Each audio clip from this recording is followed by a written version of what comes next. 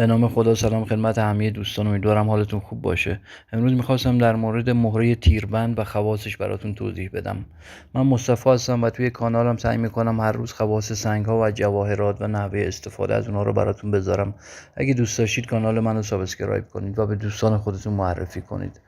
دوستان، اول باید توضیح بدم که مهره تیربند روی چه سنگ‌هایی موکلین تیربند میشینن. دوستان، مهرهایی که احتمال داره که تیربند باشن، یکی مهره‌های سپوست ساسانی قدیمی هستن.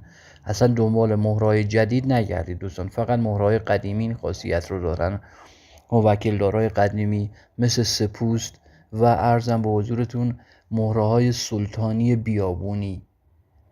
بیابونی، مهرهای سپوست که همون یک نوع سلیمانی هستن دوستان، که از 3 رنگ تشکیل میشه، مثل شبیه به باباقوری هستن، حالت چش دارن و 3 رنگ دارن که حالا توی ویدیو عکساشون رو گذاشتم و می نویسم هم که سپوست، که بدونید کدوم سنگ ها هستن سپوست ها. و یکی هم سنگ سلطانی بیابونی دوستان. سلطانی بیابونی اونایی که تیربند هستن دوستان، دقیقا شکل ظاهریشون هم مثل یک فشنگ میشه دوستان، یعنی به طور طبیعی اون شبیه یک فشنگ هستن.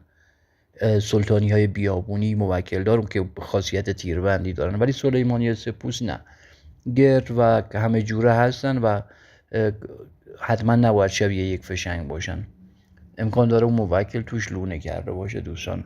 بعد خواص تیربند چی است دوستان؟ خواص مهره تیربند اینه که همراهت که باشه، بازوی سمت راستت که بسته باشه دوستان، به هیچ وجه، حالا چه مچ بازو، به هیچ وجه تیر به شما نمیخوره.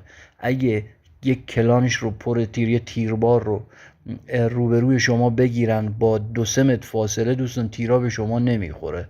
بعضی از تیربندها این خاصیت رو دارن که حالت جاخالی میدن، به شما نمیخوره.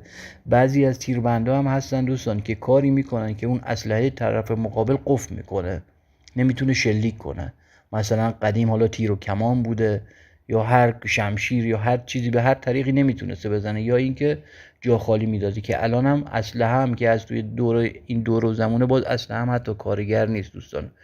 برای اینکه بخواید بفهمید اون سنگ تیربند هست، اگه شک داشتید دوستان، اول خب باید بخوابونید سنگ رو زیر سرتون، که اگه باز شک کردید، خوابی دیدید که ربط داشت به همچین چیزی که شک کردید تیربنده دوستان، بعدش در درجه بعدی باید این کار رو بکنید، چون حیوان زبون بسته رو نمیشه. مثلا بعدم با تفنگ بادی اول امتحان بکنید که آسیب زیادی حیوان نبینه.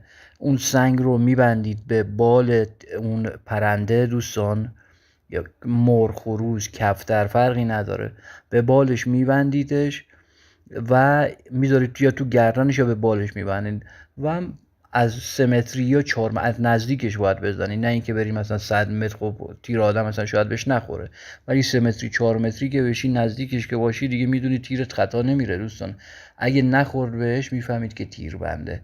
یعنی محاله که از 2-3 متری هم تا 3-4 متری معمولا اثر میکنه دوستان، مگه طرف دیگه بیاد بالا سر آدم بگیره روی پیشونی آدم شلیک کنه.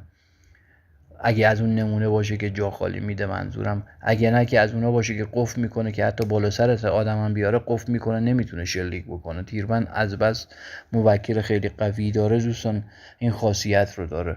پس چی باید روی پرنده ای چیزی امتحان بکنید که بفهمید آیا این خاصیت رو داره یا نه.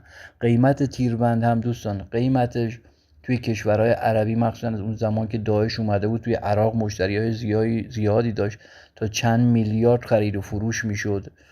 ولی الان مثلا اگه گیر بیاد تو کشور خودمون تا حدود 1 میلیارد تومان هست، اگه کسی گیر بیاره تو این رنج قیمت دوستان. ولی زمانی که داعش چیز کرده بود، حمله کرده بود، افسرهای عراقی میخریدن به تا چند میلیارد تومان هم و استفاده میکردن.